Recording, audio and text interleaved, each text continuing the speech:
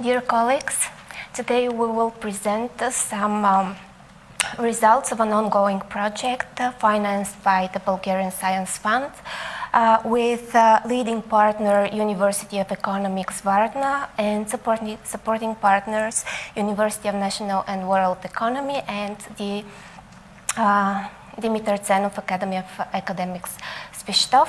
The title of the project is Sustainable Urban Development, Regional Differences, and today we will, for some reason, today we will present the current goals of the working packages we are working on, and they relate to the development of a theoretical model for sustainable urban consumption, also the development of set of indicators for measurement sustainable urban consumption, and finally to identify regional differences in terms of the scope of sustainable urban consumption, its structure, and the influencing factors. The object of the study are the SUC on both household level and city level for the three cities, Sofia, Varna, and Svistov, respectively, representing biggest city and medium-sized city and smaller city. To the current stage of the project, we have already developed the theoretical model. Based on this model, we created research tools to measure the sustainable urban consumption on both household level and city level.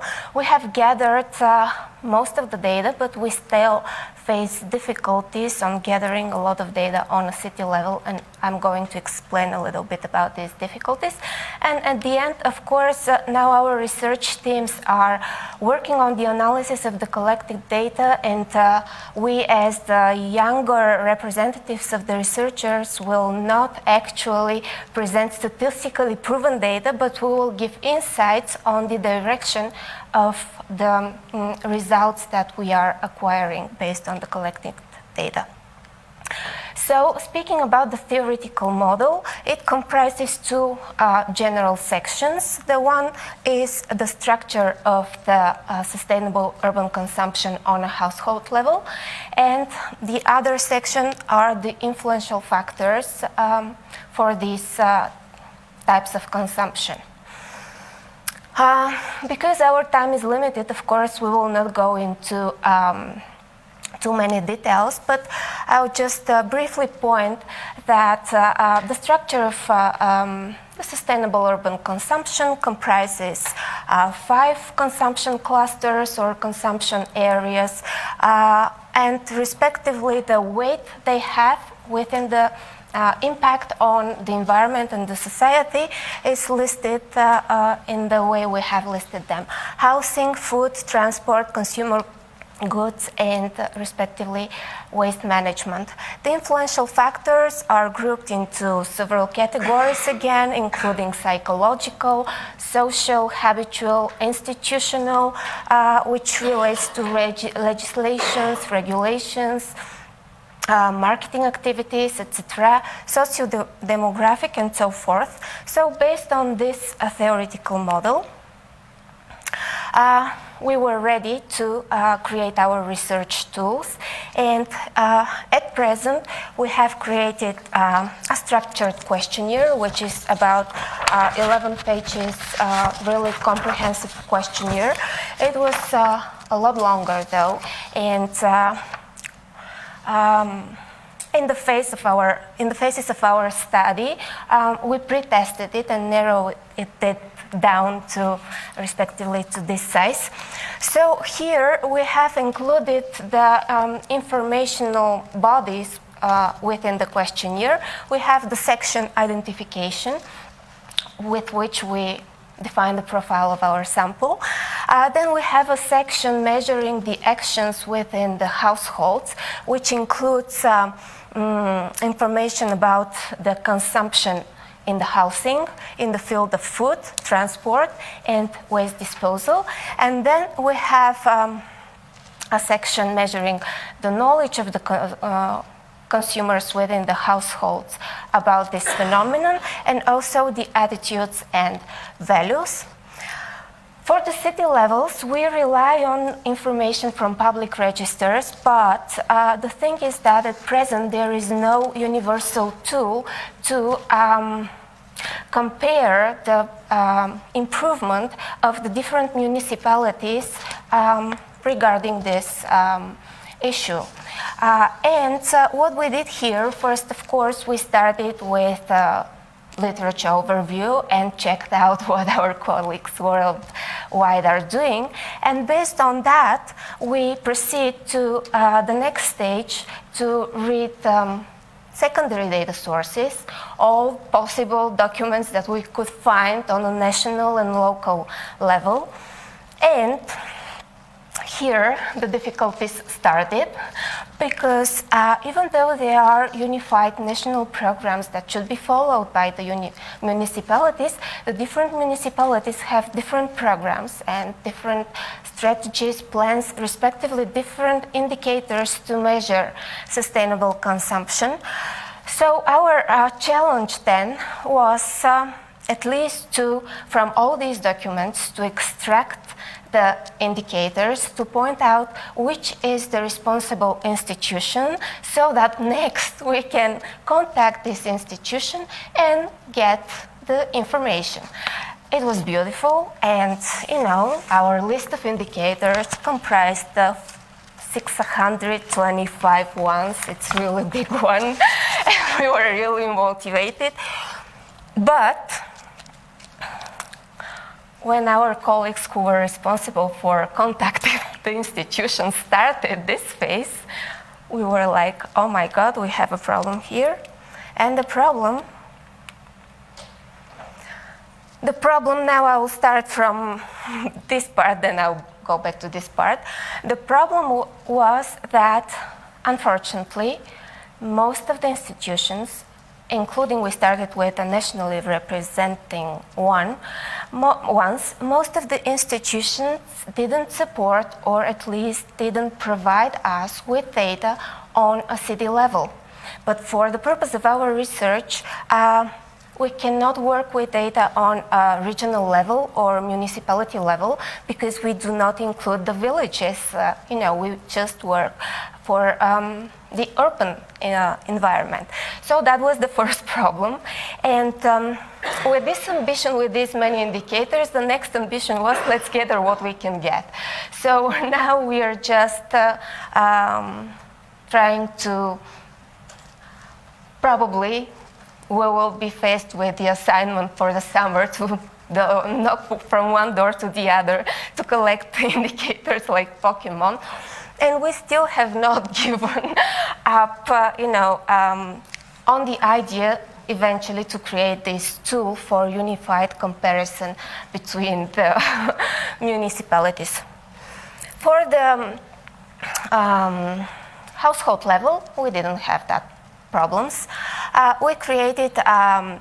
We ran a survey, of course, and our respondents were chosen by the use of a quota sample. The indicators for the quota sample were the number of the households, so they were, kind of representative from each size of the household, and the age of the head of the household, who is responsible for purchase making within the household.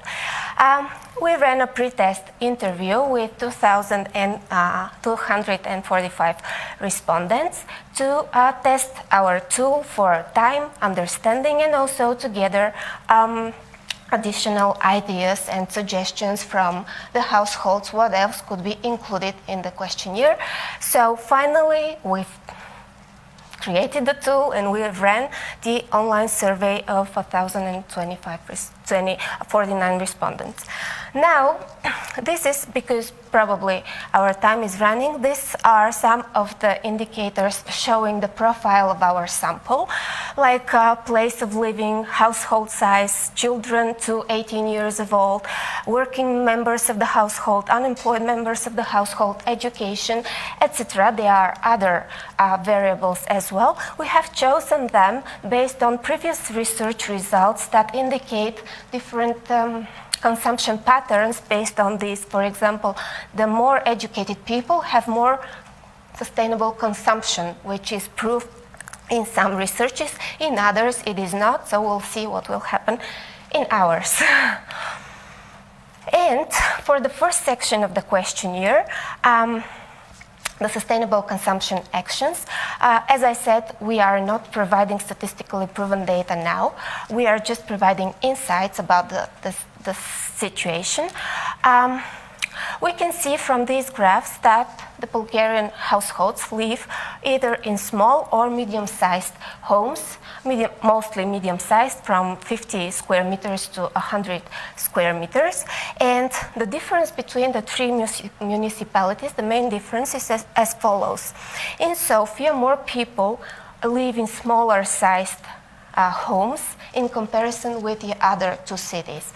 In Varna, though, more households live in longer spaces, you know. So here the hypothesis why we chose this indicator, the main hypothesis is that the bigger the space per capita, here I'm not presenting it per capita, but per capita, the more resources are required to maintain this home. So the consumption is less